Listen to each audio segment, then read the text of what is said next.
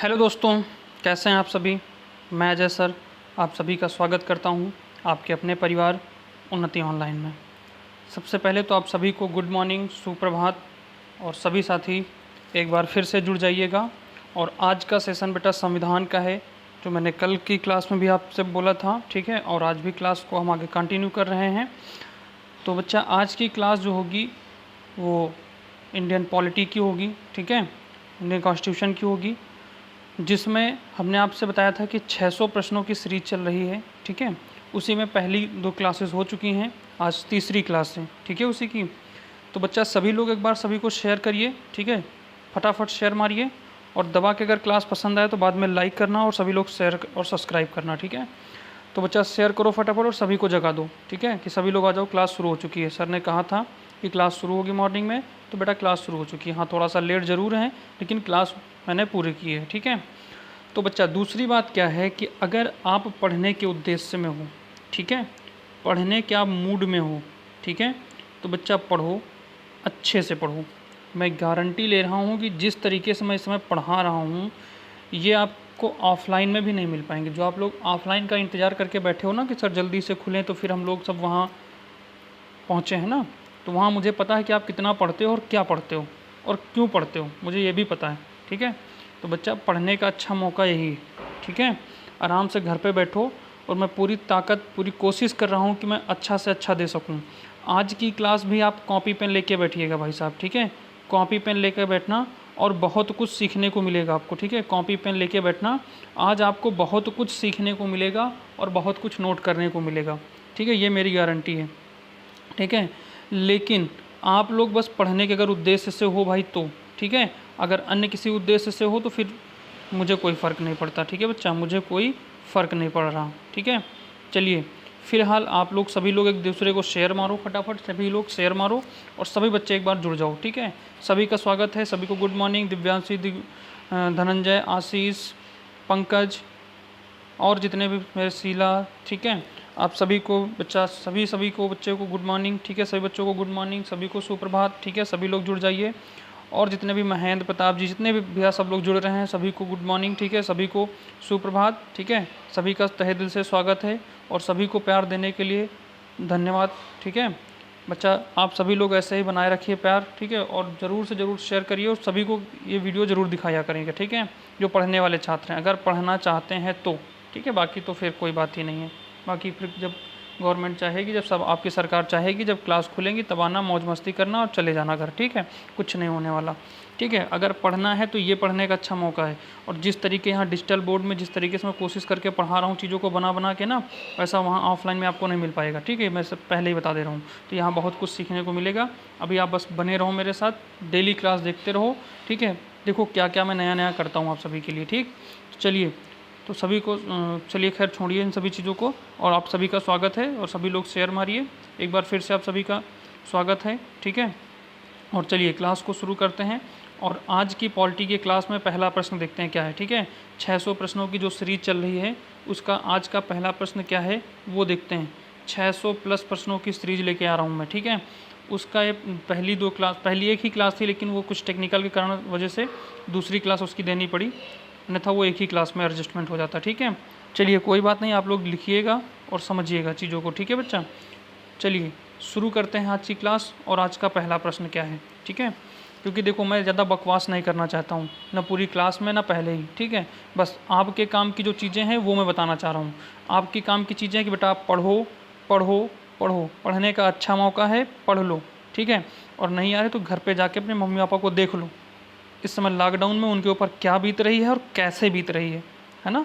तुम्हें बहुत चर्बी चढ़ी ना तुम लोगों को पढ़ने की कि ना पढ़ने की, जाके देख लो उनके ऊपर क्या बीत रही है, कैसे बीत रही है।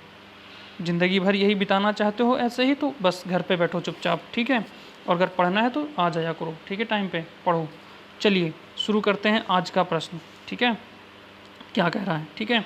चलिए भाई, आज का प्रश्न आपके सामने लग चुका है और क्या कह रहा है, ठीक है बच्चा। कह रहा है कि निम्न शब्दों पर विचार करें। समाजवादी, प्रजातांत्रिक, सार्वभौमिक, धर्मनिरपेक्ष। सही शब्दों को विचारानुसार क्रम दीजिए।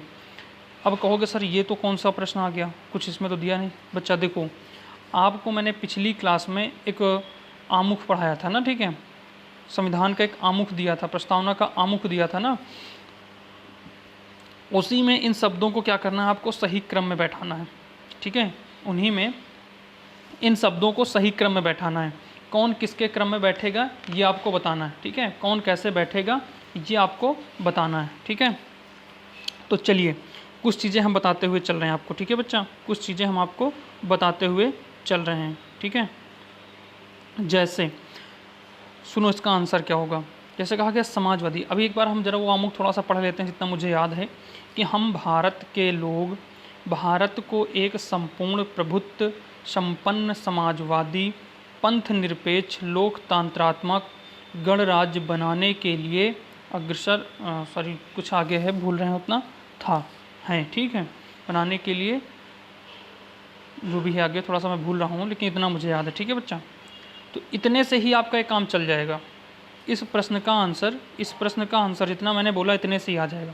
सुनो, हम भारत के लोग भारत को एक संपूर्ण प्रभुत्व और संपन्न, इतने का मतलब होता है सार्वभौमिक, ठीक है, सार्वभौमिक का मतलब होता है संपूर्ण प्रभुत्व संपन्न, ठीक है, संपूर्ण प्रभुत्व होता है इसका मतलब, ठीक है, सार्वभौमिक। तो पहला जो क्रम बनेगा, इसका क्रम बनाना है तो पहले क्रम बन जाएगा 3, ठीक है, पहले रखा जाएगा कौन, सार्वभौमिक, फिर कौन सा रखा जाएगा, फिर उसके बाद देखिए संपन्न दिया हुआ है, हम भारत के लोग भारत को एक संपूर्ण प्रभुत्व संपन्न, फिर उसके बाद समाजवादी, क्या दिया बच्चा, समाजवादी, ठीक है, ये समाजवादी शब्द दूसरे नंबर पे आ जाएगा, ठीक है, दूसरे नंबर पे आ गया। उसके बाद कहा गया है, समाजवादी के बाद कहा गया है पंथ निरपेक्ष, तो इसमें खैर पंथ निरपेक्ष है नहीं, आगे बढ़िएगा, लोकतंत्रात्मक, ठीक है, लोकतंत्रात्मक गणराज्य बनाने के, अच्छा ठीक है, यहाँ पे पंथ निरपेक्ष नहीं है ना, तो यहाँ पे आप ले सकते हैं धर्मनिरपेक्ष, ठीक है, यहाँ पे क्या है, ये आ जाएगा धर्मनिरपेक्ष चौथे नंबर पे। और प्रजातांत्रिक जो दिया हुआ है इसका मतलब होता है गणराज्य, प्रजा का तंत्र, ठीक है, जहाँ पे गण का तंत्र राज्य हो, लोगों का राज्य हो, उसी को कहते हैं प्रजातांत्रिक। तो प्रजातांत्रिक वाला जो है ये आ जाएगा दूसरे नंबर पे। ये कहाँ आ जाएगा भैया, ये आ जाएगा पहले नंबर पे। अच्छा, यहाँ पे एक चीज़ गलती हो गई, हमने यहाँ पे पहला लिख दिया, ठीक है, यहाँ पे हमने 2 लिख दिया, तो यहाँ पे भैया हमको लिखना है 1, क्योंकि समाजवाद हो जाएगा ना। अब देखो ऐसा विकल्प 31-42 किस में मिल रहा है, तो 31-42 मिल रहा है पहले में, ठीक है, इसका पहला आंसर सही हो जाएगा, ठीक है, पहला विकल्प सही हो जाएगा। अब सुनो मेरी बात ध्यान से, कहने का मतलब ये होता है कि हम भारत के लोग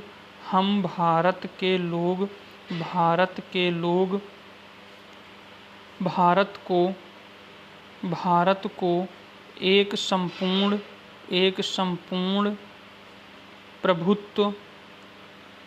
प्रभुत्व संपन्न, आप लोग बार बार कहेंगे सर उतना ही बोलते हो, आज मैं लिख दे रहा हूँ, ठीक है, संपन्न समाजवादी, ठीक है, पंथ निरपेक्ष, ये रहा है भैया, ठीक है, ये रहा है पंथ निरपेक्ष। अब मेरी आवाज़ से भी आप समझ लेना, ठीक है, पंथ निरपेक्ष लोकतंत्रात्मक, ये इसे गणराज्य भी कह सकते हो, ठीक है, लोकतंत्रात्मक, ठीक है, लोकतंत्रात्मक, अच्छा यहाँ पे नहीं दिख रहा ना, एक मिनट, लोकतंत्रात्मक, ठीक है, गणराज्य। बेटा अभी बहुत कुछ आगे बताने के लिए, आपको बहुत कुछ आज बताऊंगा मैं आपको, ठीक है, बहुत कुछ नया सीखने को मिलेगा बनाने, ठीक है, बनाने के लिए। अच्छा अब आगे इसके लिए खेद है हमें कि थोड़ा याद नहीं है, लेकिन इतनी बातें आपको पता है, ठीक है, इसी में से आपका क्लियर हो गया। यहाँ का जो मतलब भारत को एक संपूर्ण प्रभुत्व संपन्न बनाने का मतलब होता है सार्वभौमिक, ठीक। उसके बाद समाजवादी तो आपका दूसरे नंबर पे आ गया। पंथ निरपेक्ष का मतलब हो गया धर्मनिरपेक्ष, ठीक है, पंथ निरपेक्ष आगे बात हो गई। फिर लोकतंत्रात्मक का मतलब क्या हो गया, पंथ निरपेक्ष लोकतंत्रात्मक, यही होता है धर्मनिरपेक्ष। आगे बात कर रहा है कि गणराज्य, गणराज्य का मतलब हो गया प्रजातांत्रिक। क्लियर है, तो पहले प्रश्न से इतनी बातें क्लियर। अब आगे बढ़ते हैं, ठीक है, अब आगे बढ़ते हैं और अगला प्रश्न क्या कह रहा है ये देखते हैं। चलो अगला प्रश्न क्या कह रहा है बच्चा, ये देखते हैं, ठीक है, अगला प्रश्न क्या कह रहा है ये देखते हैं। एक तो ये भैया बहुत डिस्टर्ब करता है, चलिए ठीक, हट गया। संविधान के निम्नलिखित में से किस प्रावधान के अंतर्गत भारतीय संसद को नया राज्य बनाने का अधिकार है? अनुच्छेद 1, अनुच्छेद 2, अनुच्छेद 3, अनुच्छेद 4 किसके तहत बनाने का है? जल्दी से कमेंट करिए आप लोग, ठीक है, फटाफट कमेंट करिए भाई। हाँ पंकज जी कमेंट करिए, ठीक है बेटा, वेरी गुड, ठीक है, 2 ठीक है, हाँ बहुत बढ़िया भाई, बहुत बढ़िया, ठीक है। भारतीय संविधान के किस अनुच्छेद में किस प्रावधान के अंतर्गत भारतीय संसद को नया राज्य बनाने का अधिकार है? तो बच्चा ये है 2, अनुच्छेद 2 के तहत, ठीक। 1 में क्या है? 1 में तो दिया हुआ है, 1 में दिया हुआ है, ठीक है। 1 में क्या दिया हुआ है? 1 में दिया हुआ है बच्चा कि भारत जो होगा, भारत राज्यों का संघ होगा, भारत राज्यों का संघ होगा। अब ये संघ की बात कैसे आई, इसके बारे में थोड़ी सी चर्चा इसके बारे में हमने चर्चा पिछले वीडियो में कर रखी है। अगर पिछली क्लास आपने नहीं देखी है तो भाई फिर अब बार बार उतना बताना थोड़ा सा बहुत लंबा हो जाएगा ना वीडियो, फिर आप लोग देखेंगे नहीं। अब जैसे ही पहले देख लेते हो, और 1 घंटे की क्लास है, और बाप रे कौन 1 घंटे यहाँ पे लगाया टाइम, छोड़ो हटाओ, ठीक है। कोई 10 मिनट वाले, अरे भैया कोई घोर के पिला दे, और वो सब फालतू वाले होते हैं। आओ मेरी वीडियो देख लो, मैं 5 मिनट में ये कर दूंगा, 50 मिनट में इतने उखाड़ दूंगा, कुछ नहीं हो पाता उसमें। पढ़े तो कुछ हो नहीं, क्या उखाड़ लोगे उसमें? कौन से प्रश्न का आप जवाब दे पाओगे? मैंने देखा एक बार दिए 5 मिनट में, अगर मेरे 10 प्रश्न में से 2 का आपने आंसर दे दिया तो मैं आपको समझ जाऊंगा। क्या समझ जाओगे आप? कद्दू समझ जाओगे कुछ? अरे पढ़ाओ बच्चों को, ठीक है। ये कौन सी बात हो गई, मेरे वीडियो में 10 में से 2 कर पाए, ऐसे प्रश्न ही रख दोगे फेसबुकिया वाले, व्हाट्सअप वाले, बच्चा जवाब ही ना दे पाए और तुम तो वाह बात लूट लिए। अरे पढ़ाओ तरीके से, ठीक है। संविधान के निम्नलिखित में से किस प्रावधान के अंतर्गत भारतीय संसद को नया राज्य बनाने का प्रावधान है? तो भैया है 2 के। 1 के तहत भारत राज्यों का संघ होगा। अनुच्छेद 3 में क्या कहा गया है ये भी जरा जान लो। इसमें कहा गया है कि इसमें कहा गया है 1 या 1 से अधिक राज्यों के नए राज्य का निर्माण करना, ठीक है। मतलब 1 या 1 से अधिक, 1 या 1 से अधिक राज्यों का निर्माण करना, अधिक राज्यों का निर्माण करना, ठीक है। राज्यों का निर्माण करना मतलब नए राज्यों का निर्माण करना। 1 मिनट जरा, अधिक नए 1 से अधिक नए राज्यों का निर्माण करना। अच्छा, ये जो शक्ति दी गई है किसको दी गई भैया? ये संसद को दी गई है, ठीक है, ध्यान रखना। यहाँ पे संसद की बात की गई ना, ये शक्ति किसको दी गई है नए राज्यों के निर्माण करने की? संसद को दी गई, ये भी ध्यान रखना, ठीक है। और एक भी कह सकते हो कि राज्यों की सीमा में परिवर्तन करना भी अनुच्छेद 3 के अंतर्गत ही आता है। राज्यों की सीमा में, मतलब अगर जैसे मान लीजिए ये यूपी है आपका, ठीक है, ये यूपी है आपका, ठीक है। अगर यूपी की सीमा में कोई परिवर्तन करना है, ठीक है, मतलब यहाँ से इसको काटना है या फिर बिहार का कोई हिस्सा इसमें शामिल करना है, ठीक है, तो ये काम कौन करेगा? संसद करेगी और आर्टिकल 3 के अंतर्गत, ठीक है, आर्टिकल 3 के अंतर्गत। चलिए आर्टिकल 4 में क्या कहा गया है? आर्टिकल 4 में कहा गया है कि आर्टिकल 2 और आर्टिकल 3, ठीक है, में हुए संशोधन को अनुच्छेद 368 के तहत संविधान संशोधन नहीं माना जाएगा। तो क्या माना जाएगा? देखो, संविधान संशोधन जो होते हैं भैया वो 4 प्रकार से हो सकते हैं। एक होता है साधारण बहुमत से, एक होता है विशेष बहुमत से, एक होता है विशेष बहुमत प्लस आधे लोगों से होता है, ठीक है, आधे से अधिक राज्यों का समर्थन मिलने से होता है, ठीक है। तो ये 3 प्रकार के क्या होते हैं संविधान संशोधन, मतलब 3 प्रकार से संविधान संशोधन की प्रक्रिया होती है। तो 4 में कहा गया है कि संविधान संशोधन के लिए जो राज्यों का विभाजन है उसमें परिवर्तन करना है वो साधारण बहुमत से ही हो जाएगा, उसमें विशेष बहुमत या आधे से अधिक राज्यों का समर्थन की ज़रूरत नहीं है। और ये बात कौन कहता है? आर्टिकल 368, ठीक है, मतलब 368 कहता है, ठीक है, के तहत होगा। और ये बात कहाँ कही गई है?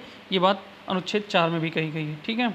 चलिए आगे बढ़ते हैं और अगला प्रश्न। बेटा एक बातें जो ना समझ में आए उनको नोट जरूर करना, ठीक है, इन फालतू लोगों के चक्कर में मत पड़ो, ठीक है। आप सभी को पढ़ना है तो आप सभी पढ़ो, ठीक है, आप सभी मेरे अपने हो इसलिए मैं कह रहा हूँ, ठीक है।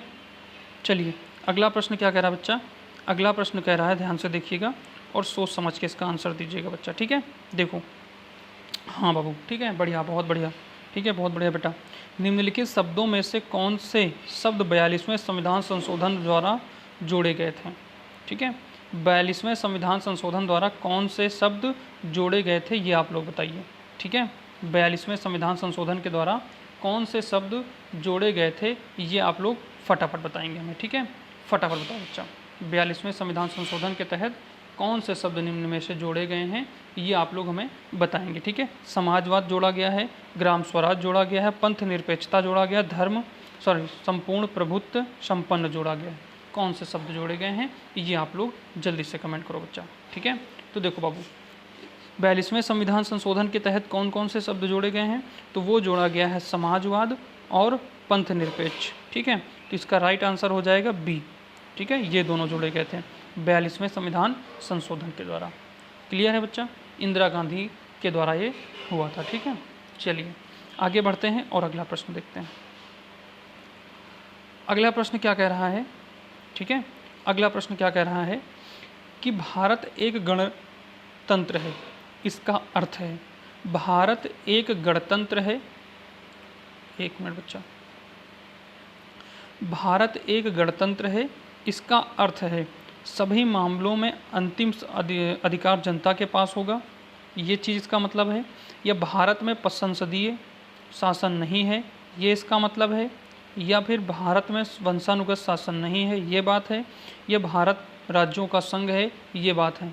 ठीक है, क्या मतलब है, भारत का एक गणतंत्र है, भारत एक गणतंत्र है, इसका मतलब 4 विकल्पों में से कौन सा होगा। ठीक है, जल्दी से इसका आंसर दीजिए भाई फटाफट आप लोग। ठीक है, देखो बच्चा, भारत एक गणतंत्र है। गणतंत्र का मतलब मैंने भी क्या बताया आपको कि जहाँ पे जिसको आप प्रजातांत्रिक, लोकतांत्रिक, ठीक है, गणतंत्र जो भी कह सकते हो। गणतंत्र का मतलब लोगों का तंत्र, लोगों के द्वारा बनाया गया। ठीक है, लोकतंत्र भी इसको कह सकते हो आप। ठीक है, जहाँ पे लोगों के द्वारा, ठीक है, बनाया गया क्या हो, व्यवस्था हो। ठीक है, उसे क्या कहते हैं, लोकतंत्र या गणतंत्र कहते हैं। तो यहाँ पे भारत में वंशानुगत शासन नहीं है, भारत में वंशानुगत शासन नहीं है। यहाँ पे चुनाव होते हैं और चुनाव के बाद ही क्या होते हैं, हमारे जो राजनेता होते हैं, जो भी हमारे लीडर होते हैं, वो चुने जाते हैं। ठीक है, तो ये होता है वंशानुगत नहीं, इसमें सी विकल्प सही हो जाएगा। ठीक, चलिए आगे बढ़ते हैं और अगला प्रश्न। आई बात समझ में, जो चीज़ें ना आए वीडियो रोक के आप लोग नोट कर लीजिएगा। ठीक, चलिए अगला प्रश्न देखिएगा। ठीक है भाई, अगला प्रश्न देखिएगा। बच्चा बहुत कुछ अभी नया मिलेगा, परेशान मत हो। ठीक है, एक एक प्रश्न की ओर मुझे बढ़ने दो। ठीक है, एक एक प्रश्न की ओर मुझे बढ़ने दीजिए, अभी बहुत कुछ सीखने को मिलेगा। ठीक है, ठीक है, देखो अब बहुत ज़बरदस्त प्रश्न आया है। किस वाद ने संसद को मौलिक अधिकारों में संशोधन का अधिकार दिया है? बताओ भाई साहब, किस वाद ने, ठीक है, मौलिक अधिकारों में संसद को संशोधन का अधिकार दिया है? ठीक है, केशवानंद भारतीवाद, ठीक है, राजनारायण बनाम इंदिरा गांधीवाद, गोलकनाथवाद या सज्जन सिंह वाद, कौन सा वाद था? ठीक है, तो बच्चा इसका जो आंसर हो जाएगा वो तो हो जाएगा ए, केशवानंद भारती। ठीक है, ये इसका आंसर हो जाएगा, केशवानंद भारतीवाद। ठीक, ये कब हुआ था? ठीक है, ये कब दायर किया, मतलब कब हुआ था? एक चीज़ और जान लो, केशवानंद भारती बनाम, ठीक है, बनाम में कौन था? बनाम में था केरल राज्य। ठीक है, केरल राज्य। ठीक है, केरल राज्य। और कब ये केस हुआ था?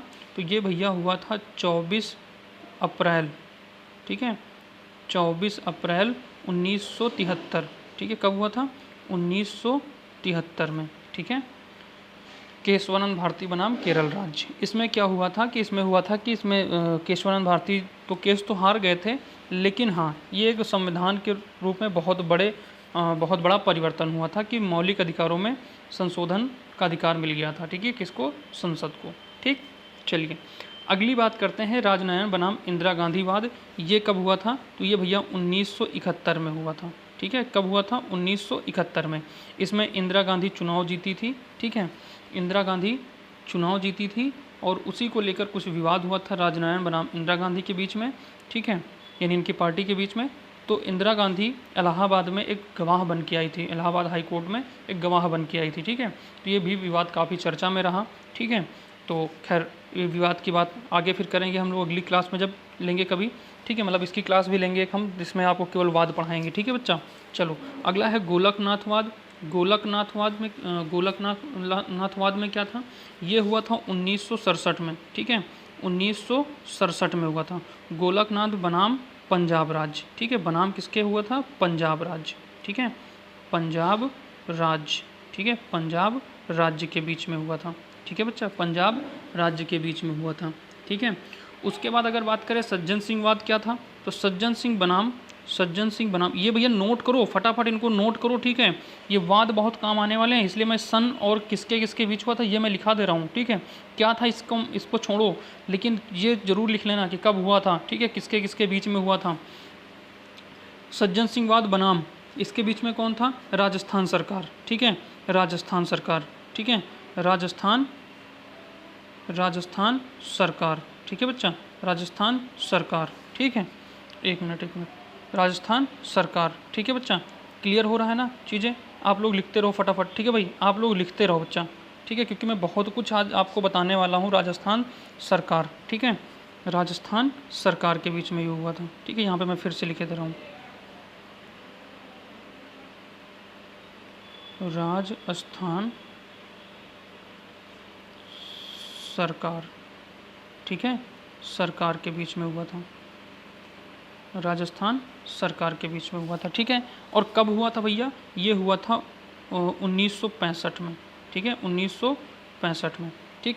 केशवानंद भारती बनाम केरल राज्य कब हुआ था? 24 अप्रैल 1973 में। क्या हुआ था? संसद में मौलिक अधिकारों में संशोधन का अधिकार दिया गया, ठीक है। राजनारायण बनाम इंदिरा गांधी वाद कब हुआ था? 1971 में हुआ था, ठीक है। इसमें इलाहाबाद में ये हाई कोर्ट में आई थी इंदिरा गांधी जी, उसमें वर्तमान में प्रधानमंत्री रहते हुए ये इलाहाबाद हाई कोर्ट में आई थी, क्या करने? गवाही देने के लिए, ठीक है। तो ये विवाद काफ़ी चर्चा में रहा, ठीक।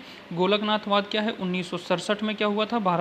गोलकनाथ बनाम पंजाब राज्य के बीच में ये वाद हुआ था, ठीक है। उसके बाद सज्जन सिंह वाद क्या हुआ था? सज्जन सिंह वाद किसके किसके बीच में? तो सज्जन सिंह वाद बनाम राजस्थान सरकार 1965 में हुआ था।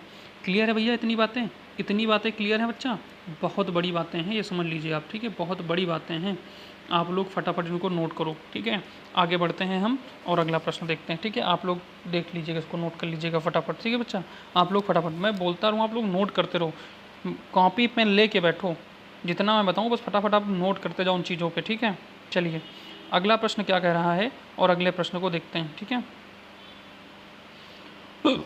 देखो, भारतीय संविधान का कौन सा अनुच्छेद प्रेस की स्वतंत्रता को आश्वासित करता है? एक बहुत बड़ी बात मैं आपको बता दूं, यहाँ पे कहा गया आश्वासित करता है। आश्वासित का मतलब होता है कि केवल उसमें आश्वासन देता है, ना कि पूर्ण छूट देता है। छूट तो है क्योंकि उसी के अंदर, लेकिन विशेष तौर पर इसके लिए कोई आर्टिकल नहीं बनाया गया संविधान में, ये ध्यान रखना। किसके लिए? प्रेस की स्वतंत्रता के लिए भारतीय संविधान में कोई विशेष रूप से कोई अनुच्छेद नहीं है, ये बिल्कुल अपने दिमाग में गढ़ लीजिएगा, ठीक है। कोई विशेष रूप से उसके लिए संविधान में अनुच्छेद नहीं है, ठीक है। यहाँ पे केवल आश्वासित कहा गया, ठीक है, कि आश्वासित। तो किसके बीच में आश्वासित किया गया है? तो भैया आर्टिकल 19 में कहा गया, ठीक है, आर्टिकल 19 में। क्योंकि आर्टिकल 19 में क्या है, मतलब अनुच्छेद 19 में क्या है कि यहाँ पे दिया गया है कि बोलने की स्वतंत्रता, ठीक है भैया। यहाँ पे क्या दिया गया है? बोलने की स्वतंत्रता, ठीक है बच्चा, बोलने की स्वतंत्रता दी गई है। तो उसी में क्या किया गया है? बोलने की स्वतंत्रता भी प्रेस को दे दी गई है कि आप प्रेस हैं, मतलब प्रेस वालों को दिया गया है, मतलब मीडिया को दिया गया है कि आप कुछ भी बोल सकते हैं। अब कुछ भी नहीं कि आप गलत सलत बोल दें, लेकिन हाँ ये है कि अब उनको स्वतंत्रता दी गई है बोलने की, ठीक है, स्वतंत्रता दी गई है, ठीक है। और ये कह सकते हो कि 19A में कहा गया, ठीक है। किस में कहा गया है? 19A में कहा गया है, ठीक है। चलिए आगे बात करते हैं आर्टिकल 60 की, मतलब 16 की। आर्टिकल 16 में क्या है? ये आपका तो सही आंसर था। आर्टिकल 16 क्या भैया? आर्टिकल 16 में क्या गया है? अवसर की समानता। इसमें कहा गया है अवसर की समानता। फटाफट नोट करो बच्चा, आप बस नोट करो, ठीक है। अवसर की समानता, ठीक है, समानता, ठीक है। किस में दिया गया है? आर्टिकल 60 में, 16 में, ठीक। 22 में क्या कहा गया है बच्चा? 22 में क्या कहा गया है? ठीक है, इसको मैं थोड़ा सा छोटा कर रहा हूँ और आप लोग बस नोट करो बच्चा, ठीक है। बहुत कुछ सीखने को मिल जाएगा, ये मैं कोशिश कर रहा हूँ, ये मेरी कोशिश है, ठीक है, मेरी कोशिश है। बाकी अब इसको कोई कुछ समझे, आई डोंट नो, ठीक है। अनुच्छेद 22, ठीक है, अनुच्छेद 22 में क्या कहा गया? कुछ दशाओं में गिरफ्तारी एवं निवारण, निरोध, संरक्षण। कुछ कुछ दशाओं में, ठीक है, कुछ दशाओं में, एक तो भैया ये पेन अब गड़बड़ करने लगा है, ठीक है। अरे बच्चा आप लोग इतना कुछ कोशिश ही नहीं कर रहे हो कि मैं कुछ आगे कर सकूं, ठीक है। आप सभी के लिए देख रहे हो इतने प्रश्न बनाते हैं, ठीक है, उन पे हम हर जो विकल्प दिए होते हैं, हर विकल्प के बारे में भी हम कोशिश करते हैं कि कुछ नया लेके आएँ, ठीक है। लेकिन आप लोग ना भैया कुछ सहयोग नहीं कर रहे हो, बहुत कम देख रहे हैं आप, ठीक है भैया। तो कुछ दशाओं में गिरफ्तारी, ठीक है, गिरफ्तारी एवं निवारण,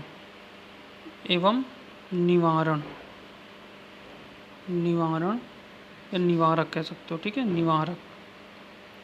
निवारक निरोध संरक्षण, ठीक है, निरोध संरक्षण, ठीक है बच्चा। तो ये बात किस में कही गई है? आर्टिकल 22 में कही गई है, ठीक है भैया। किस में कही गई है? आर्टिकल 22 में कही गई है। तो बच्चा बहुत कुछ सीखने को मिलेगा, आप लोग बस केवल धैर्य तो रखो, ठीक है, आप धैर्य तो रखो और पढ़ाई करो भैया, मतलब आप आके क्लास को अटेम्प्ट जरूर करो, ठीक है। आप लोग क्या होता है जैसे ही देख लिया और 1 घंटे के सर ने वीडियो बना दिया, अरे पता नहीं क्या क्या है, चलो छोड़ो हटाओ रहने दो, अगले दिन देखा जाएगा, ठीक है, आप लोग तुरंत भाग लेते हो।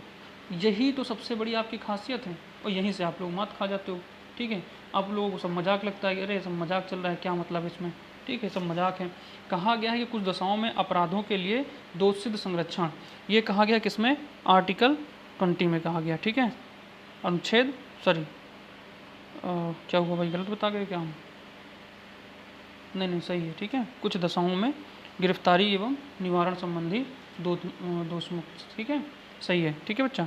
हाँ लेकिन यहाँ पे मैंने आर्टिकल गलत लिख दिया, ठीक है, यहाँ पे मैंने आर्टिकल गलत लिख दिया, ठीक है। यहाँ पे आर्टिकल 22, ठीक है, आर्टिकल 22 के बारे में 2 में कहा गया, ठीक है, ठीक है। मतलब ये कहा गया कि इसमें अपनी गिरफ्तारी जानने का अधिकार है आपके पास, ठीक है, तथा अपना जो है पसंदीदा वकील चुनने का भी अधिकार है। लेकिन ये आर्टिकल 22A में BC ऐसे कुछ करके आगे भी दिए हुए हैं, इतना डीप में भी नहीं पढ़ना है आपको, लेकिन आपके लिए हम जरूरी जो है वो बता दे रहे हैं, ठीक है। चलिए 31 में क्या है भाई, 31 के बारे में जान लेते हैं ज़रा, ठीक है। देखो तो ध्यान से देखना, 31 में बच्चा है कि 31 आपका मूल अधिकार था पहले, ठीक है, 31 आपका मूल अधिकार था, लेकिन इसको हटा दिया गया। अब इसको जोड़ा कहाँ गया है? 31 को जोड़ा कहाँ गया है? 31 में क्या था? संपत्ति का अधिकार, आपने पढ़ा होगा ना, मूल अधिकार एक हटाया गया, कौन सा मूल अधिकार नहीं रहा, तो संपत्ति का अधिकार, ठीक है, ये मूल अधिकार से हटा दिया गया है। अब इसको जोड़ा कहाँ गया है? आर्टिकल 300A में, ठीक है, या फिर इसको का ऐसे भी कह सकते हो 300 का में, ठीक है। किस में जोड़ा गया है? हिंदी में हम लोग बात कर रहे हैं तो का की बात करेंगे, ठीक है, 300 का में जोड़ा गया है। और ये क्या बन गया है? एक वैधानिक, मतलब एक संवैधानिक रूप से, मतलब आपको एक मूल अधिकार ना रह के एक आपका ये वैधानिक अधिकार बन गया है कि संपत्ति का अधिकार, ठीक है, संपत्ति का अधिकार, ये 300 का में जोड़ा गया है, ठीक है, जोड़ा गया, ठीक है। आई बात समझ में? कोई दिक्कत इसमें? और ये कब जोड़ा गया भैया? तो ये जोड़ा गया है 44वें संविधान संशोधन, ये भी तो जान लो, 44वें संविधान संशोधन, ठीक है, के तहत ये जोड़ा गया है। और ये कब हुआ था? 1978 में हुआ था, ठीक है, 1978 में ये संविधान संशोधन हुआ था, ठीक है, 1978 में हुआ था। कब, कहाँ जोड़ा गया? 300 का में। क्या है इसमें? संपत्ति का अधिकार, इसमें क्या है? संपत्ति का अधिकार। पहले ये क्या था? मूल अधिकार था, ठीक है, ये क्या था? मूल अधिकार था, इसको यहाँ से हटा दिया गया। इन चारों आर्टिकल से इतनी बातें क्लियर हैं, ठीक है, आई बात समझ में? आगे बढ़े बच्चा, चलो इसको नोट कर लेना भाई, ये काम आपका है, नोट करने का काम बच्चा आपका है, ठीक है भैया। पढ़ो, समय अभी पर्याप्त है आपके पास, ठीक है, आपके पास बहुत बढ़िया समय है, सुनहरा मौका है पढ़ाई करने का, ठीक है। निम्नलिखित अधिकारों में से कौन से अधिकार भारत के सभी व्यक्तियों को उपलब्ध नहीं हैं? बताओ भाई, कौन से अधिकार सभी व्यक्तियों को उपलब्ध नहीं है? ठीक है, तो देखो भैया, इसमें जो है एक तो भेदभाव के विरुद्ध अधिकार, ये केवल किसके लिए है? SC और ST के लिए है, सभी के लिए नहीं है। देश भर में स्वतंत्र भ्रमण की स्वतंत्रता, यहाँ पे बात व्यक्तियों की गई है, सभी व्यक्तियों की गई है ना, तो सभी के व्यक्तियों को क्या है, देश भर में स्वतंत्र भ्रमण की नहीं है, मतलब बाहर से कोई आया तो विदेश से कोई आया वो पूरा भारत में भ्रमण कर जाएगा, नहीं। ठीक है। चुनाव लड़ने का अधिकार, चुनाव लड़ने का भी अधिकार सभी व्यक्तियों को नहीं है। ठीक है। तो ये जो 3 अधिकार हैं, कौन सा, पहला, दूसरा और दूसरा, तीसरा और चौथा। ठीक है, दूसरा, तीसरा और चौथा। तो इसमें सही विकल्प कौन सा हो जाएगा, डी। ये 3 जो आपके कथन दिए हुए हैं ये सभी व्यक्तियों को उपलब्ध नहीं है। आई बात समझ में? आगे बढ़ते हैं बच्चा, चलिए आगे बात करते हैं और अगला प्रश्न देखते हैं क्या कह रहा है। ठीक है, देखो भैया मज़ा आ रहा है क्लास में तो लाइक मारो। ठीक है, करो लाइक और पूरी क्लास देखना, पूरी क्लास देखना, बिल्कुल मैं आपकी ऑफलाइन जैसे बता रहा हूँ। ठीक है, हाँ ये एक वहाँ से यहाँ में एक फ़र्क है और बढ़िया वाला फ़र्क है कि वहाँ पे ये चीज़ें पूरा लिखानी पड़ती थी, इतनी ही बातें बताने के लिए आपको 3 दिन की क्लास अटेम्प्ट करनी पड़ती थी। वो चीज़ें आप केवल आज की क्लास में 40 से 45, 50, 1 घंटे की क्लास में 40-45 मिनट की या 1 घंटे की क्लास में आप लोग सीख सकते हो, पढ़ सकते हो, लिख सकते हो। ठीक है, वो सारी, और प्लस विद प्रश्न। ठीक है, विद क्वेश्चन। ठीक है, अरे बेटा मेरी ये थोड़ा सा प्रॉब्लम है कि मैं कहाँ पे कैसे क्या हूँ, वो अलग बात है। ठीक है, चलिए उसके लिए क्षमा चाहते हैं भाई अगर हम कुछ गलत बोल दिए हों तो। ठीक है, चलिए अगला कहा गया है कि 6 वर्ष की आयु से 14 वर्ष की आयु के सभी बच्चों, शिशुओं को शिक्षा का अधिकार है। ये क्या है भाई? राज्य के नीति निर्देशक सिद्धांतों में सम्मिलित है, मूल अधिकार है, सांविधिक अधिकार है, उपयुक्त में से कोई नहीं है। तो बच्चा ये तो पता ही आपको ना, क्या है, क्या है भाई इसमें, बताओ फटाफट क्या है। तो बच्चा इसमें ये मूल अधिकार है। ठीक है, ये क्या है भैया, ये मूल अधिकार है। तो ये मूल अधिकार कहाँ से दिया गया है? ठीक है, जो शिक्षा मूल अधिकार कहाँ से कहाँ तक दिए गए हैं जरा बताओ भाई। आर्टिकल कितने से कितने तक, अनुच्छेद कितने से कितने तक दिए गए हैं मूल अधिकार? तो बच्चा मूल अधिकार दिए गए हैं 12 से 35 तक। ठीक है, 12 से 35 तक। नीति निर्देशक सिद्धांत, ठीक है, ये कहाँ से कहाँ तक दिए गए हैं? तो ये दिए गए हैं अनुच्छेद 36 से 51 तक। बोलो क्लियर है? 36 से 51 तक बातें क्लियर हैं? ठीक है, और जो रही बात ये अनुच्छेद 6 वर्ष की आयु से 14 वर्ष की आयु के बच्चों के लिए जो शिक्षा का अधिकार दिया गया है, ये मूल अधिकार में ही इसमें 12 से 25 में 35 के बीच में किस में दिया गया है? ये दिया गया है अनुच्छेद 21 के तहत। ठीक है, अनुच्छेद 21 के तहत कहा गया है। ठीक है, बोलो आई बात क्लियर? नोट करो बच्चा, इन चीज़ों को नोट करो आप लोग बैठे। ठीक है, आशीष ध्यान से बेटा नोट करो इन सब चीज़ों को, दिव्यांशी बच्चा आप सभी। ठीक है, जितने भी मेरे भाई बहन देख रहे हैं। ठीक है, चलिए आगे बात करते हैं और अगला प्रश्न देखते हैं क्या कह रहा है। ठीक है, अगला प्रश्न क्या कह रहा है भैया? ठीक है, देखो अगला प्रश्न तो बहुत आसान भाई है कि डॉक्टर भीमराव अंबेडकर ने निम्न मौलिक अधिकारों में से किसे संविधान का हृदय या आत्मा एवं आत्मा कहा था? किस मौलिक अधिकार को, ठीक है, किस मौलिक अधिकार को भीमराव अंबेडकर ने संविधान का हृदय एवं आत्मा कहा है? बताओ भाई साहब किसे कहा है, जल्दी से बताओ। स्वतंत्रता का अधिकार, समानता का अधिकार, धार्मिक स्वतंत्रता एवं का अधिकार, या फिर संवैधानिक उपचारों का अधिकार? किसको कहा है बच्चा, ये बताओ आप लोग, फटाफट बताओ। परेशान मत हो, बहुत कुछ सीखने को मिलेगा, ये मैं बता दे रहा हूँ अभी से। ठीक है, बहुत कुछ सीखने को मिलेगा बच्चा, ये मैं अभी से बता दे रहा हूँ आपको। ठीक है, बहुत कुछ सीखने को मिलेगा, बस केवल आप लोग बने रहो। ठीक है मेरे बाबू? ठीक है, चलो भाई बताओ इसमें क्या हो जाएगा आंसर। ठीक है, जल्दी से बताओ बच्चा क्या हो जाएगा इसका आंसर। तो देखो भैया इसका जो आंसर हो जाएगा वो, हाँ वेरी गुड भाई आरपी जी, संवैधानिक उपचारों का अधिकार। आंसर क्या हो जाएगा? संवैधानिक उपचारों का अधिकार। ठीक, इसको भीमराव अंबेडकर ने क्या कहा? संविधान एवं हृदय की आत्मा कहा है। क्यों कहा है ये भी जान लो। कारण क्या है भैया? कारण ये है कि मूल अधिकार, ये जो आपका संवैधानिक उपचार है ना, ठीक है, ये किस में दिया गया है भी जरा जान लो। ये दिया गया है अनुच्छेद 32 के तहत। किसके तहत दिया गया है? अनुच्छेद 32 के तहत दिया गया है।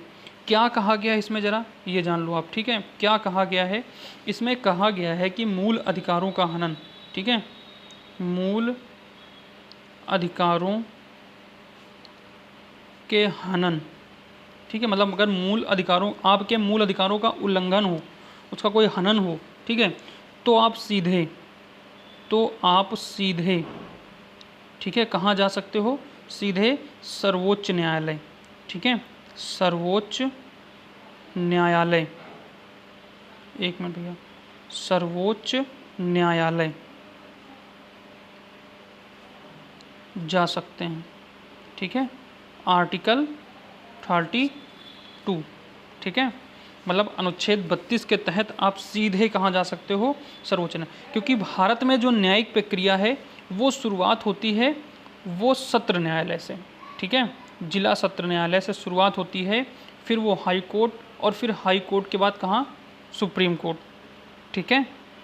लेकिन अगर मूल अधिकारों का हनन हो रहा है तो अनुच्छेद 32 के तहत आप डायरेक्ट कहाँ जा सकते हो, सर्वोच्च न्यायालय। आपराधिक मामला है या अन्य कोई मामला है, वहाँ पे पहले आप जिला स्तर के न्यायालय में केस करेंगे, वहाँ से फैसला आने के बाद तब ही आप कहाँ जा सकते हो, हाई कोर्ट में जा सकते हो, और हाई कोर्ट में फैसला आने के बाद तब आप अपील कर सकते हो कहाँ पे, सर्वोच्च न्यायालय में।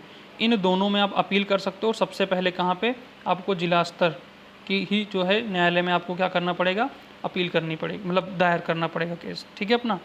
लेकिन अगर मूल अधिकारों का कोई हनन कर रहा है, आपके मूल अधिकारों का हनन हो रहा है, इससे पूरे समाज का जो है विघटन हो सकता है, तो आप डायरेक्ट सर्वोच्च न्यायालय का रुख पकड़ सकते हो। बोलो आई बात समझ में इतनी? चलिए आगे बात करते हैं, अगला प्रश्न देखते हैं क्या कह रहा है, ठीक है। अच्छा, उसके विकल्प में और नहीं बताया, क्यों? क्योंकि अभी इस प्रश्न में आपको उससे सारे विकल्प मिल जाएंगे।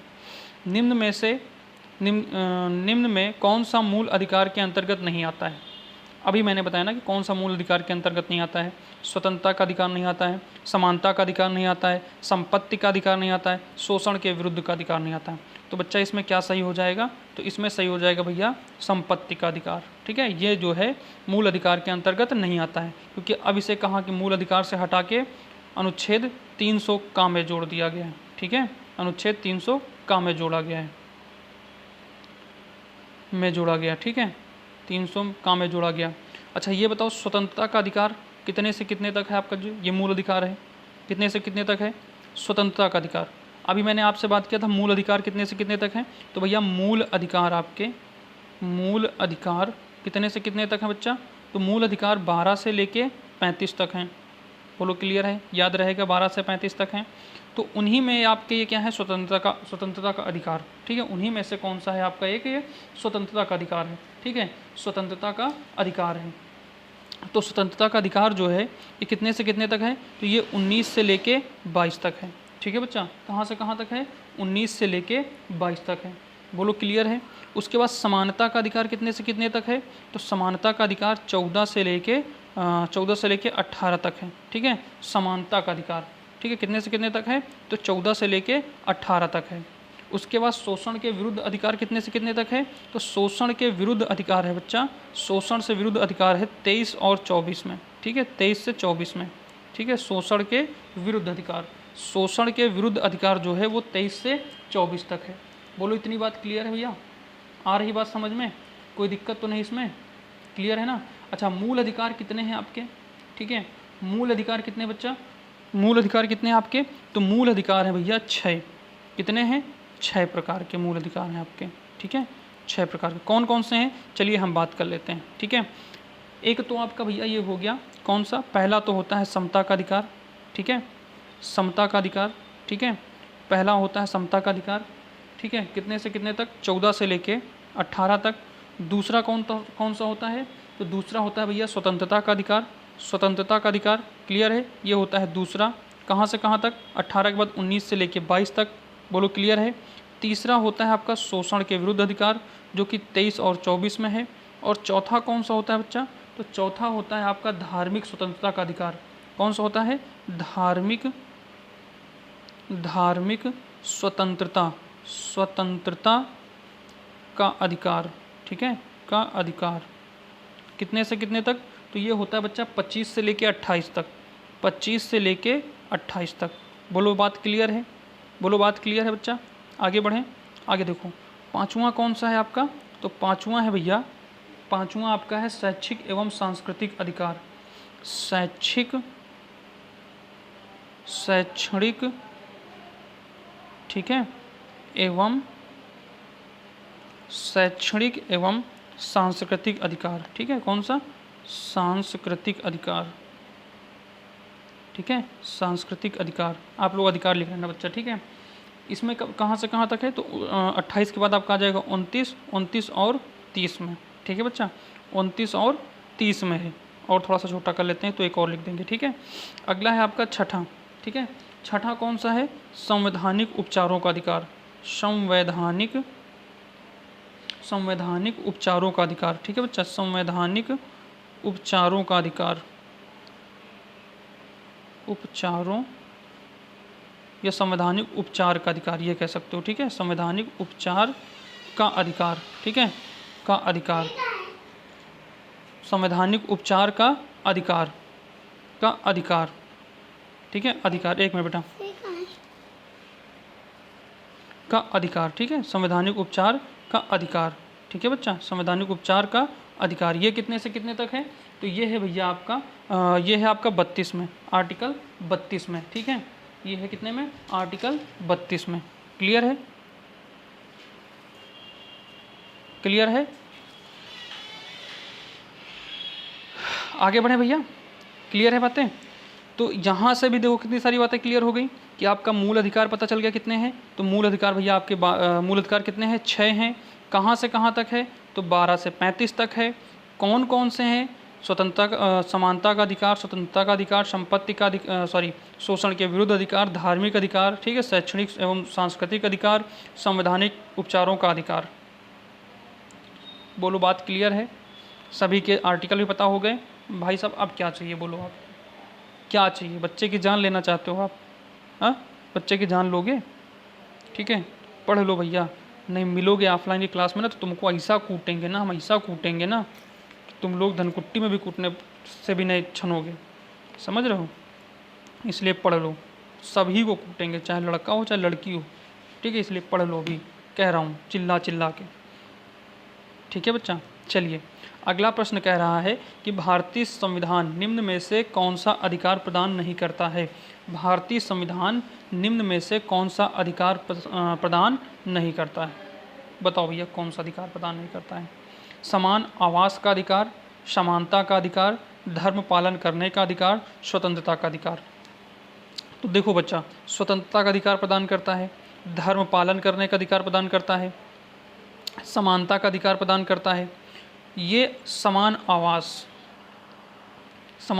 का अधिकार प्रदान नहीं करता है। मतलब अरे भैया, जिसकी जैसी कमाई होगी वो उसी हिसाब से तो आवास बनाएगा। अब सोचो कि सरकार आपको जो है अमिताभ बच्चन के जैसा आवास बना के दे दे, तो ये कैसा संभव है ना भाई? तो ये समान आवास का अधिकार, हाँ, लेकिन उनके जैसे आपको कमाने का अधिकार दे रहा है कि आप मेहनत करो, अमिताभ बच्चन क्या मुकेश अंबानी के जैसे भी आप कमा सकते हो, इसमें कोई रोक टोक नहीं होगा आपका। ठीक है, तो ये आपको अधिकार मिला है। ठीक है, लेकिन आवास का अधिकार तो वो तब होगा आप खुद से आप करोगे। ठीक है, चलिए आगे बात करते हैं और अगला प्रश्न देखते हैं क्या कह रहा है। ठीक है बच्चा, अच्छा, इसमें समानता का अधिकार क्लियर है। समानता का अधिकार क्लियर है। कितने से कितने तक आर्टिकल? 14 से 28। फटाफट रिवीजन मारो। ठीक है, कितना? 14 से 28। ठीक है, स्वतंत्रता का अधिकार कितने से कितने तक है? स्वतंत्रता का अधिकार कितने से कितने तक है बच्चा? फटाफट रिवीजन मारो। 19 से 22। Very good. ठीक है भाई, चलिए आगे बढ़ते हैं और अगला प्रश्न देखते हैं। कहा गया है मौलिक अधिकार है, वाद योग्य है, अवाद योग्य है, लचीले हैं या कठोर हैं। जो मौलिक अधिकार आपके दिए हुए हैं, ठीक है, ये मूल अधिकार, ये मूल अधिकार जो दिए हुए हैं, ये क्या लचीले हैं या फिर कठोर हैं, वाद योग्य हैं या अवाद योग्य हैं? तो बच्चा जाहिर सी बात है ये क्या है? वाद योग्य हैं। ठीक है, वाद योग्य हैं। क्यों वाद योग्य हैं? अगर वाद योग्य ना होते तो मौलिक अधिकारों के खिलाफ केशवानंद भारती केस ना होता। बुलवाई बात समझ में? प्रश्न नंबर 5 में एक बार फिर से जाकर देख लेना। केशवानंद भारती बनाम केरल राज्य का 24 अप्रैल 1973 में यह केस हुआ था। ठीक है, उस समय सरकार किसकी थी? इंदिरा गांधी जी की थी। ठीक है, इंदिरा गांधी जी की थी। तो खिलाफ उन्हीं का था, लेकिन वो भारत सरकार थी उस समय, भारत में सरकार थी उनकी, तो जो भी उनके बनाए गए थे, ठीक है, वकील वगैरह भारत सरकार की तरफ से वो केस लड़ रहे थे। लेकिन ठीक है, चलिए आगे बढ़ते हैं बात को। अगला प्रश्न क्या कह रहा है? अगला प्रश्न कह रहा है, एक तो भैया ये बड़ा डिस्टर्ब करता है ना, चलिए देखते हैं। संविधान का कौन सा अनुच्छेद दोष सिद्ध के संबंध में अभियुक्तों को दोहरे दंड एवं स्व अभिशंसन से संरक्षण प्रदान करता है? अभिशंसन से संरक्षण प्रदान करता है, बताओ भैया कौन सा अनुच्छेद? ठीक है, कौन सा अनुच्छेद दोहरे मापदंड से क्या करता है? संरक्षण प्रदान करता है। अनुच्छेद 19, अनुच्छेद 22, अनुच्छेद 21, अनुच्छेद 20। बताओ भाई साहब कौन सा अनुच्छेद प्रदान करता है? तो बच्चा अनुच्छेद 20, अनुच्छेद 20। ठीक है, देखो अनुच्छेद 20 इसका राइट आंसर हो जाएगा। ठीक है कि अनुच्छेद 20 जो है दोहरे। अब ये क्या है? अनुच्छेद दोष सिद्ध। अगर कोई व्यक्ति एक बार दोषी पाया गया, ठीक, कोई अभियुक्त यानी कोई अपराधी दोषी पाया गया, तो उसको क्या हो गया? सजा हो गया। तो ऐसा नहीं कि वो सजा काट के आए तो दोबारा फिर से किसी बात को लेके जो है उसके ऊपर केस हो जाए और वो फिर से जेल चला जाए या फिर से उसको सजा मिल जाए। इस चीज़ का जो संरक्षण दे रहा है वो कौन दे रहा है? अनुच्छेद 20 दे रहा है। अरे भैया एक बार तो वो सजा काट चुका है ना, अब दोबारा चाहे जितने भी उसके ऊपर केस लगे या कोई भी, मतलब उसी केस को लेकर दूसरा केस करता है तो वो जाएगा ही ना जेल, तब तो उसको सज़ा मिलेगी ना। लेकिन उसी केस के लिए उसे दोबारा सज़ा नहीं मिलेगी। ये कौन कह रहा है? अनुच्छेद 20 कहता है। आई बात समझ में कि एक बार दोष सिद्ध हो गया किसी को, मान लीजिए ए ने, ठीक है, बी की हत्या कर दी, ठीक है, ए ने बी की हत्या कर दी, ये दोष सिद्ध हो गया और ए को क्या हो गया? ए को 20 साल की सज़ा हो गई। ठीक है, 20 साल की क्या हो गई? की सज़ा हो गई। ध्यान से समझना चीज़ों को, ठीक है, 20 साल की सज़ा हो गई। अब वो 20 साल बाद आया, ठीक है, 20 साल बाद आया तो पता ये लगा कि बी के साथ में सी भी था। ठीक है, ये इस समय नहीं सिद्ध हो पाया था। क्या नहीं सिद्ध हो पाया था? कि सी को भी मारा था इसने, लेकिन सी जो है बाद में मरा। ये सिद्ध नहीं हो पाया था उस समय। ये बाद में सिद्ध हुआ कि सी भी मरा, लेकिन वो कब मरा? जब ये जेल चला गया। नहीं, ये दोष सिद्ध हो गया, ये चोट खा रखा था, उसके बाद ये जल्दी से केस क्लियर हो गया और इसे 20 साल की सज़ा मिल गई। लेकिन पता लगा बाद में इसने सी को भी मारा था और सी मर गया। ठीक है, तो यहाँ पे केस दोनों पे चल रहा था, बी और सी को लेकर केस चल रहा था। किस पर? ए को। अब ये नहीं कि इसके बाद दोबारा इसको सज़ा मिलेगी, नहीं, इसे दोबारा सज़ा तब मिलेगी जब ये 20 साल काटने के बाद, 20 साल सज़ा काटने के बाद आए और डी के साथ कोई केस कर दे, तब इसे जो है दोबारा सज़ा मिलेगी।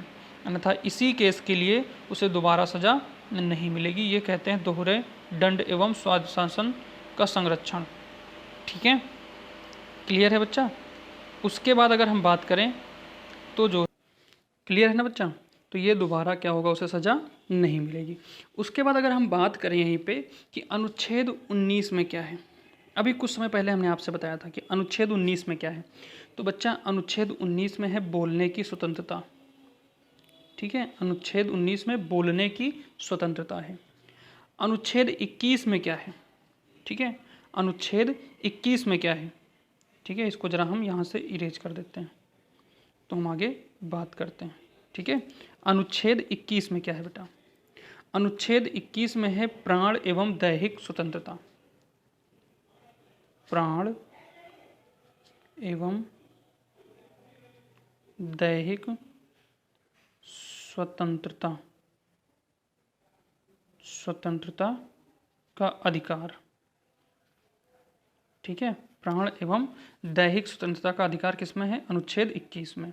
19 में क्या है? बोलने की स्वतंत्रता। ठीक है, बोलने की स्वतंत्रता तथा प्रेस की स्वतंत्रता, ये भी ध्यान रखना, प्रेस की स्वतंत्रता। ठीक है, ये भी किसमें है? अनुच्छेद 19 में है। अनुच्छेद 20 की मैंने बात कर ही दी। ठीक है, इसका आंसर हो जाएगा आपका। ठीक है, अनुच्छेद 20, हाँ इसका 20 इसका आपका आंसर हो जाएगा, ये आपका राइट आंसर हो जाएगा। 22 की अगर हम बात करें तो 22 के बारे में मैंने आपको अभी पिछले जो है कुछ प्रश्न पहले आपको मैंने क्लियर कर दिया है। ठीक है, कुछ ही प्रश्न पहले मैंने कि कुछ दशाओं में गिरफ्तारी एवं निवारण निरोध संरक्षण प्राप्त है किसमें, अनुच्छेद 22 में। ठीक, चलिए आगे बढ़ते हैं। वीडियो थोड़ा सा लंबा हो रहा है, लेकिन बेटा प्लीज़ भले ही आप थोड़ा सा इसकी स्पीड जो भी आपको इच्छा हो वो कर लेना, लेकिन देखना जरूर पूरा वीडियो। ठीक है, मैं इसलिए कह रहा हूँ बाबू कि इसमें बहुत कुछ सीखने को मिल जाएगा आपको, जो शायद मैं आपको ऑफलाइन क्लास में भी ना दे पाऊँ। ठीक है, वो बहुत कुछ यहाँ सीखने को मिल जाएगा, लेकिन आप लोग ना भाई क्या बताएं आपको। चलिए अगला प्रश्न कह रहा है कि निम्न, अच्छा इसको इधर 1 मिनट हम कर लेते हैं, ये बार बार इधर आ जाता है ना, इधर आने से क्लियर रहेगा। चलो अब देखो, कह रहा है कि मौलिक कर्तव्य, ठीक है, सूची का मिलान करिए, सुलेमित कीजिएगा, इन सूचियों का मिलान करिएगा। पहला दिया है कि मौलिक कर्तव्य, किस में दिए हैं, मौलिक कर्तव्य की बात की है, मौलिक अधिकार की बात यहाँ पे नहीं की है, मौलिक कर्तव्य की बात की है बच्चा, ये ध्यान रखना। ठीक है, ये ध्यान रखना, मौलिक कर्तव्य की बात की गई यहाँ पे। तो मौलिक कर्तव्य, संसद मौलिक अधिकारों में संशोधन कर सकती है, ये बात किस में कही गई होगी, मूल ढांचे का सिद्धांत, ये कहाँ पे कहा गया है, इंसानों यानी मानव के अनैतिक व्यापार का निषेध, ये कहाँ पे कहा गया है, ये आपकी सारी बातें क्लियर करनी। इधर किसमें, मिनर्वा मिल्स केस, संविधान का अनुच्छेद 23, संविधान का अनुच्छेद 42, केशवानंद भारती केस, किस में कहा गया है। तो देखो बच्चा, मौलिक कर्तव्य ये कहाँ पे हैं, मौलिक कर्तव्य ये किस में जोड़ा गया है, तो भैया ये जोड़ा गया है आपका संविधान का 42वां संविधान संशोधन हुआ था, उसमें मौलिक कर्तव्य को जोड़ा गया है। ठीक है, मौलिक कर्तव्य को 42वें संविधान संशोधन के द्वारा जोड़ा गया। कब जोड़ा गया है, तो ये जब इंदिरा गांधी की सरकार थी तब जोड़ा गया था। ठीक है, उसके बाद अगर हम बात करें तो संसद मौलिक अधिकारों में संशोधन कर सकती है, ये जो है ये बात कब कहाँ कही गई है, तो ये बात कही गई है केशवानंद भारती केस के द्वारा कही गई थी। कब कही गई थी, 1973 में जब केस हुआ था केशवानंद भारती का। ठीक है, उसके बाद बात की जाए कि मूल ढांचे का सिद्धांत, मूल ढांचे का सिद्धांत ये कहाँ से बदला गया है, तो ये मिनर्वा मिल्स केस में।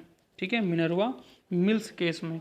तो मिनर्वा मिल्स केस कब हुआ था, तो ये हुआ था मिनर्वा मिल्स बनाम भारत सरकार। ठीक है, यहाँ पे हम लिख दे रहे हैं भारत सरकार।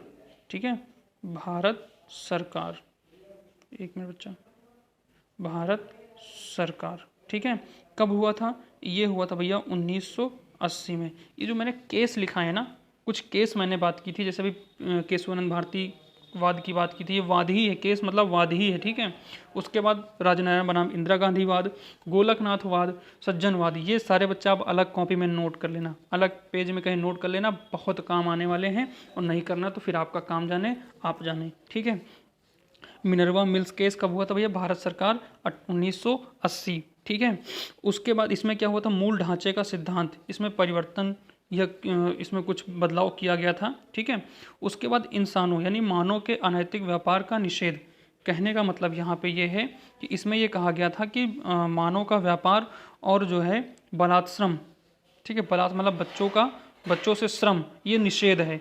ये किस में कहा गया है, ये अनुच्छेद 23 में कहा गया है। ठीक है, ये कहाँ कहा गया भैया, ये अनुच्छेद 23 में कहा गया है। ठीक है बच्चा, तो इसका जो आंसर हो जाएगा, यानी पहले का हो जाएगा तीसरा, दूसरे का हो जाएगा चौथा, और तीसरे का हो जाएगा पहला, और चौथे का हो जाएगा दूसरा। ये किस विकल्प में मिल रहा है भाई, ये आपको किस विकल्प, पहले विकल्प में मिल रहा है। ठीक है, पहला विकल्प इसका सही हो जाएगा। बोलो भाई बात समझ में, कुछ नई चीज़ें मिल रही हैं, कुछ समझ में आ रहा है भैया, आ रहा है तो लाइक करो, कमेंट जरूर करके हमें बताओ, क्योंकि इसी से हमारी ऊर्जा मिलती है। ठीक है, इसी से हमें ऊर्जा मिलती है। अगला प्रश्न देखते हैं क्या कह रहे हैं। ठीक है, संपत्ति का अधिकार एक है, ये मैं पहले, अगर मेरी बात को आपने ध्यान से सुना होगा आज के वीडियो में, ठीक है, आज की क्लास में, तो आपको कुछ नया मिले, कुछ सीखने को जरूर मिला होगा। ठीक है, संपत्ति का अधिकार एक है, तो ये भैया क्या है, एक, ओ माय गॉड, ठीक है, ये क्या है भैया, संपत्ति का अधिकार क्या है, एक वैधानिक अधिकार है।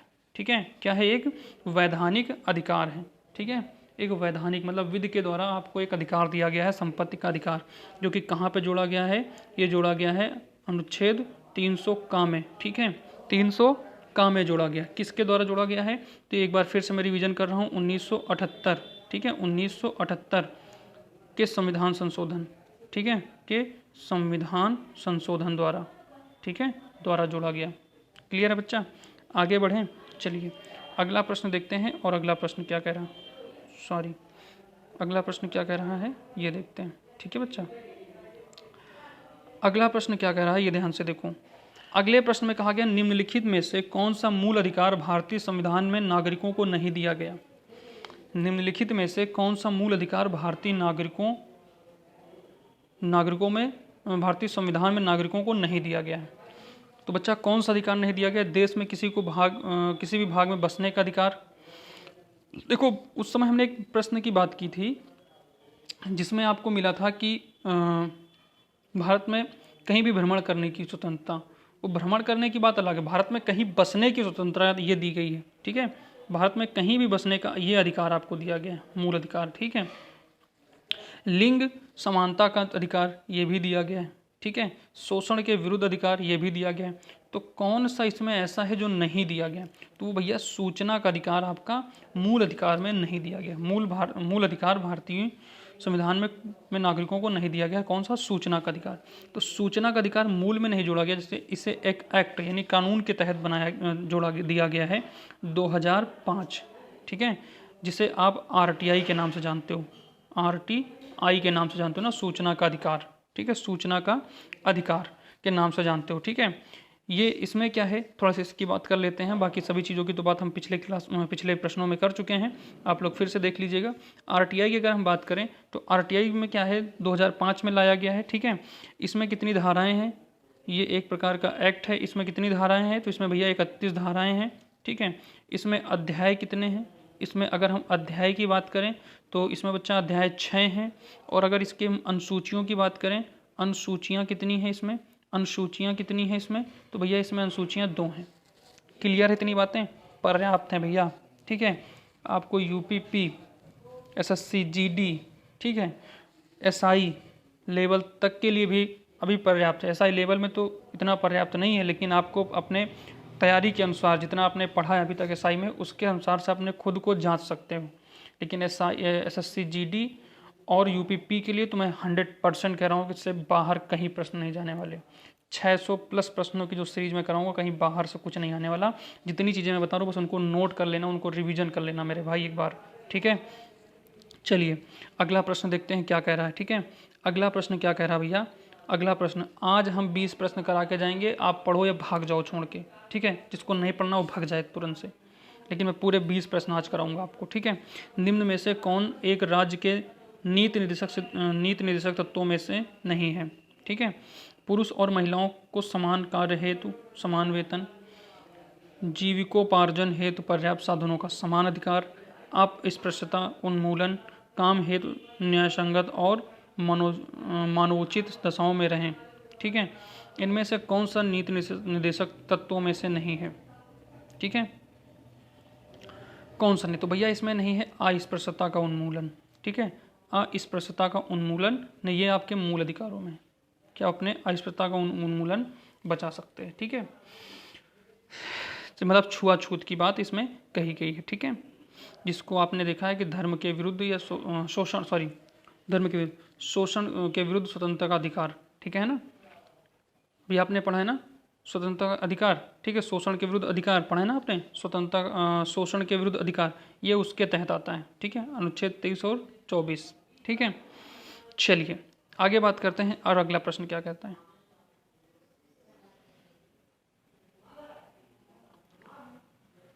अखिल भारतीय महासंघ स्थापित करने का प्रावधान शामिल किया गया था। अखिल भारतीय महासंघ स्थापित करने का प्रावधान शामिल किया गया था। भारत सरकार अधिनियम 1935, अगस्त प्रस्ताव 1940 में, भारत सरकार अधिनियम 1919 में, कैबिनेट मिशन प्रस्ताव 1946 में। कब शामिल करने का प्रस्ताव दिया गया था ये आपको बताना है भैया। ठीक है, ये आपको बताना। देखो बच्चा, ये क्लास जो है आपकी 1 घंटे से ऊपर हो रही है, आई नो। ठीक है, लेकिन मैं आपको 20 प्रश्न कराऊंगा। 20 प्रश्न में मैंने आपको 40 प्रश्नों का मैंने आंसर दे दिया है।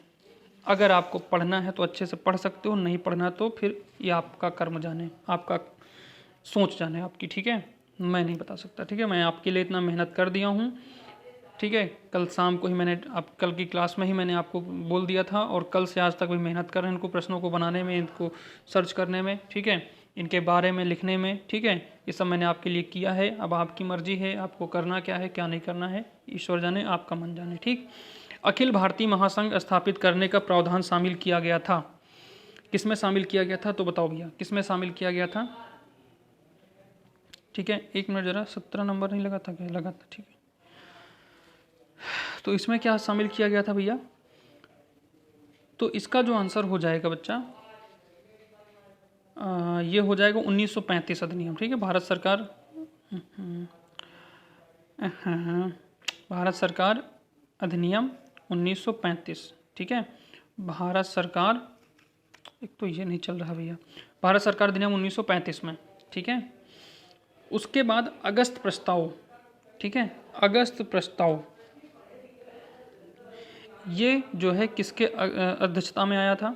ठीक है, लॉर्ड लिथगो के द्वारा, ठीक है, लॉर्ड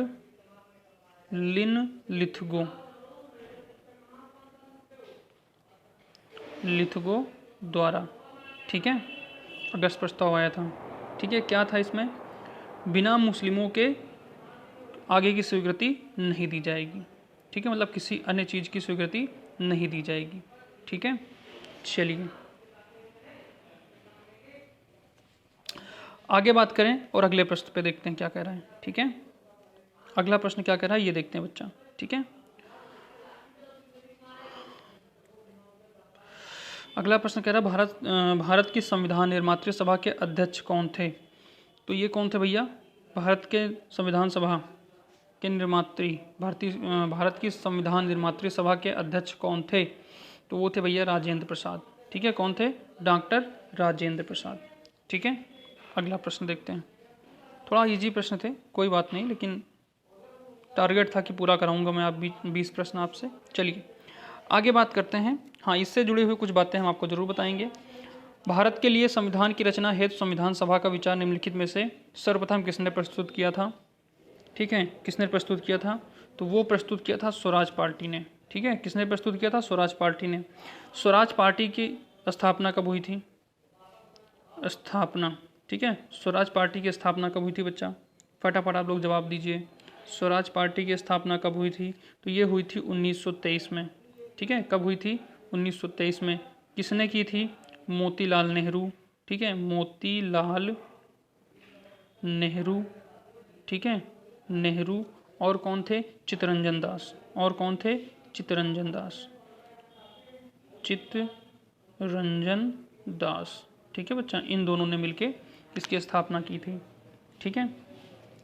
कांग्रेस की स्थापना 1885 में हुई थी, ठीक है। एओ ह्यूम ने की थी, ठीक है, एओ ह्यूम ने की थी, ठीक। उसके बाद मुस्लिम लीग मुस्लिम लीग की स्थापना कब हुई थी? तो मुस्लिम लीग की जो स्थापना की गई थी 1906 में की गई थी। कब की गई थी भैया? 1906 में की गई थी। किसने किया था और कहाँ पे हुई थी? ढाका में हुई थी। कौन कौन इसकी स्थापना करने वाले थे? तो इसके थे आगा खां, अली जिन्ना और ख्वाजा सलीमुल्लाह, ठीक है। इन 3 लोगों ने। कौन कौन से? आगा खां, अली जिन्ना, ख्वाजा खां और सलीमुल्लाह, ठीक है। इतने लोगों ने मिलके क्या किया था? मुस्लिम लीग की स्थापना की थी। कहाँ पे? ढाका में की थी। क्लियर है बच्चा? तो ये रहे 20 प्रश्न उस 600 सीरीज का, ठीक है। 600 प्लस सीरीज के आज 20 और प्रश्न जुड़ गए हैं उसमें। पिछले 30 वीडियो हुए थे, पिछली क्लास में 30 प्रश्न हुए थे, आज की क्लास में 20 और हो गए हैं। तो इसमें 20 से उम्मीद है कि मैं आपको 40 प्रश्नों की, मैंने 40 से 50 प्रश्नों की बातें मैंने आपको बता दी इसमें। अब आपका काम है लिखना पढ़ना। क्लास पसंद आई हो तो भैया शेयर करना, समझाने का तरीका पसंद आया हो, चीज़ें समझ में आई हो, मैटर मिला हो अच्छा खासा, तो आप लोग इसको शेयर करना, दबा के करना और लोगों को कहना देखना जरूर इस वीडियो को, ठीक है। और अपनी क्लास में तो सभी बच्चों को शेयर करना, ठीक है। चलिए मिलते हैं अगली क्लास में, ठीक है। शाम तक आज की नेक्स्ट क्लास में आपसे मिलते हैं, ठीक है। नेक्स्ट क्लास होगी आपकी रीजनिंग की, ठीक है बच्चा, जो कि शाम 5 बजे होगी। तो तब तक के लिए आप लोग अपना ख्याल रखिए, ठीक है। अपने घर पे रहिए, सुरक्षित रहिए, पढ़ते रहिए, ठीक है।